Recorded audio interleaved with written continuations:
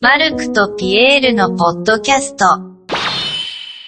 Eh Pierre, j'ai une bonne idée de chanson pour le podcast là. Ah bah cool, envoie parce que là ça fait 2 heures que je suis en galère pour en écrire un, c'est quoi? Bah c'est ma philosophie d'Amel Bent, tu sais. Viser la lune, ça me fait pas peur. Obligé, t'as compris. Oh non, pitié, pas ça, non mais je t'écoute mais je sais déjà ce que tu vas dire. Je t'explique. Alors, ma philosophie en fait c'est l'histoire de la meuf qui est avec son gars, mais au pieu ils sont un peu arrivés à la limite. Et du coup, bah elle lui propose de tester un truc différent. J'en étais sûr. Et du coup c'est ça l'histoire. C'est la meuf qui propose la sodomie à son mec pour épicer leur vie sexuelle. Bah ouais, voilà.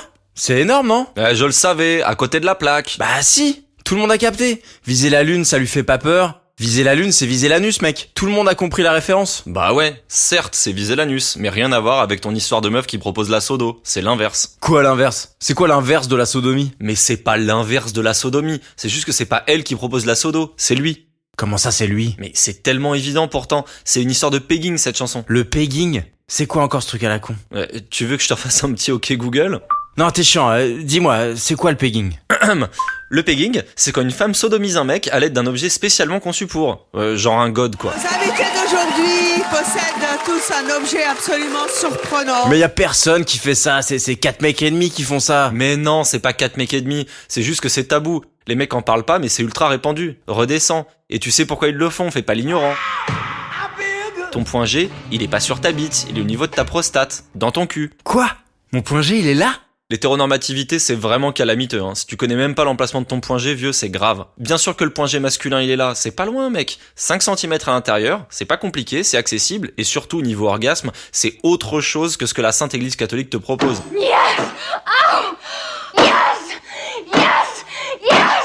On a déjà du mal à dire que les petites filles peuvent aimer la boxe et les garçons faire de la danse, alors tu te doutes bien que par les stimulations prostatiques en cours d'éducation sexuelle, c'est pas demain. Mais quand même, ça me flingue que tu saches pas ça. Ouais, t'essaies encore de me prendre pour un âne. Recentre-toi là. Au lieu de me faire un cours sur l'hétéronormativité, je sais pas quoi, la chanson, à quel moment elle parle de ça? Donc, la chanson. Le mec est en couple depuis des années avec sa copine, il lui a jamais dit, mais en fait la stimulation prostatique, bah il se le fait lui-même, c'est son petit kiff. Non, c'est... Mais le problème, c'est qu'il est hyper gêné parce que c'est un mec et les codes de la masculinité, c'est pas ultra permissif niveau cul. Il lui en a jamais parlé, mais il veut partager ça avec elle. Qu'elle mette un strap-on. Un strap-on? Ouais, un strap-on. Un god ceinture, quoi. Tiens donc! Je sens un trouble devant toi. Bah voilà autre chose. Il t'en faut pas beaucoup, hein. Donc un beau jour, il prend son courage à deux mains et il lui en parle. Chérie, ça va te paraître bizarre, mais j'aimerais bien inverser les rôles. Ouais, ok.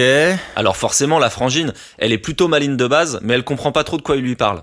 Inverser les rôles de quoi? Tu veux prendre la deuxième manette à Mario Kart? Inverser les jours où c'est toi qui te réveilles quand le bébé pleure la nuit? Et là, il lui lâche le truc. Chérie, j'ai envie que tu me pénètres. Wow. Et il lui sort le god ceinture qu'il avait acheté pour l'occasion. Ok, il se passe quoi? Bah figure-toi que la meuf est plutôt bienveillante vis-à-vis de ça. Alors oui, hein, ça lui paraît chelou de prime abord, mais c'est une meuf qui pense qu'on n'a pas trop à juger les pratiques sexuelles des gens, et elle voit direct le truc comme quelque chose de beau. Son mec qui s'ouvre à elle, qui lui fait tellement confiance qu'il brave un des plus gros tabous de la sexualité hétéro, et c'est ça tout le côté militant de la chanson. Non mais je veux bien t'écouter me sortir une énième histoire à dormir debout, mais y a quoi de militant dans le fait de mettre un god ceinture? Mais bien sûr que c'est militant. Tu inverses le rôle du mec dominant au lit, tout le rapport donneur-receveur qui fait un gros 180 degrés. C'est ultra puissant de dépasser ce genre de code sexuel et de s'en affranchir. Et c'est pour ça qu'elle a pas peur, qu'elle est prête à casser les codes, à suivre sa propre voie, être acceptée comme je suis, le cœur léger mais toujours le poing levé, etc., etc. Ouais, ok. Non mais franchement là, respect par contre, hein. Ah, on est d'accord, pas mal hein, c'est quand même mieux que l'explication de base que t'allais me sortir. Non mais par contre te méprends pas, hein. J'y crois pas du tout à ton histoire. Mais par contre, 4 minutes 30 sur ma philosophie d'Amel Bent sans faire la blague la plus évidente, c'était propre. Quelle blague? Mais comment ça, quelle blague? La blague sur le fist fuck?